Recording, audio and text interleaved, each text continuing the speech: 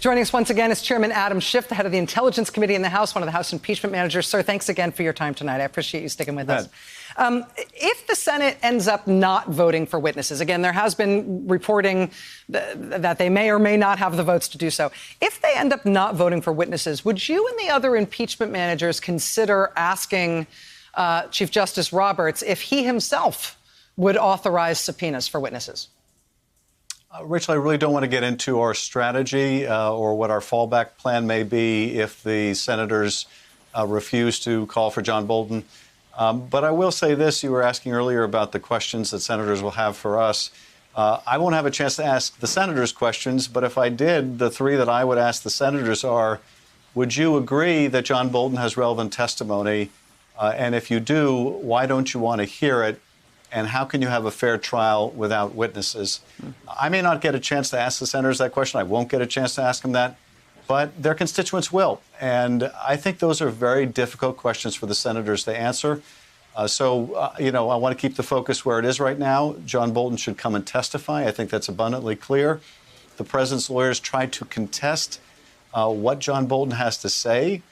They claim that this was about a policy dispute, that the president is being impeached over a policy dispute. This is not a policy dispute.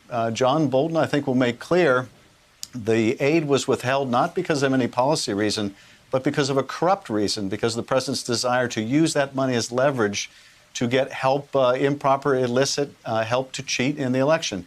So that, I think, is really what's at issue here, and I just don't want to get into strategy beyond that. We, of course, don't know what's in John Bolton's book. The reporting from the New York Times says that in the manuscript, Bolton asserts that President Trump specifically told him that he didn't want to release any aid to Ukraine unless Ukraine announced investigations into the Bidens. That's actually the core claim at the heart of your case for the president's removal from office. Is that the core issue that you would plan to ask Bolton about, or is there more that's directly relevant to the question before the Senate that you'd like to ask him about as well?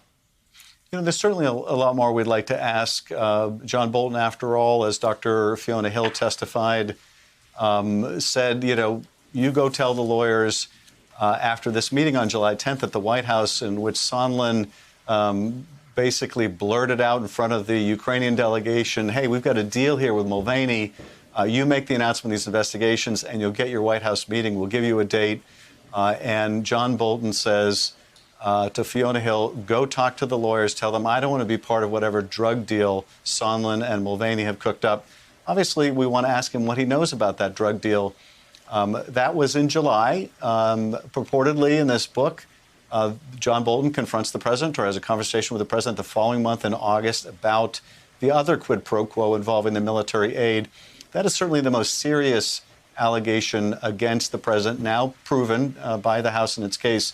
But this is further direct evidence, in addition to the direct confession by Mick Mulvaney that he talked to the president, that the president told him that, yes, the investigations, or one of them, were part of why he held up the money. Sondland also, another firsthand witness, said that while the president said no quid pro quo, on the same call also said, but Zelensky's got to go to the mic and he's got to want to do it and announce these investigations, basically described a quid pro quo.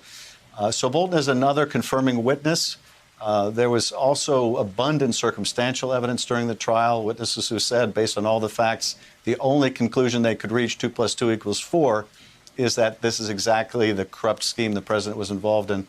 So a lot we want to ask him about, but yes, that's the most serious allegation, and it comes apparently in a direct conversation with the president.